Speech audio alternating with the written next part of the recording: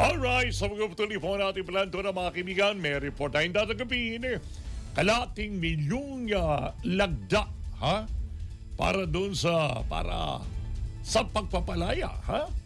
Kay dating Pangulong Rodrigo Roa Duterte. Okay.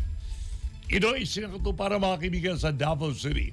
Alamin po natin ang detalye ng report na ito ng ating mga abante reporter Edith Isidro. Abante Radyo Live Report.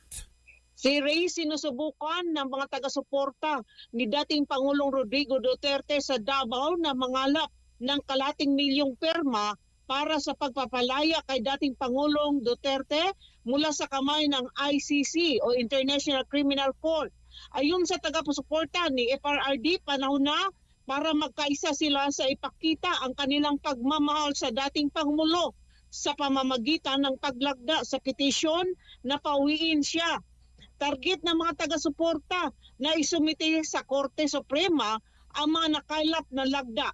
Magugunita na patuloy ang dinidig ng Korte sa Suprema ang mga kasong isinasampa ng mga anak ng dating Pangulo na may kaugnay sa umano'y pagkidnap sa pagpadala kay Duterte sa The Hague, Netherlands. Mula Davao, Edith Isidro Abante.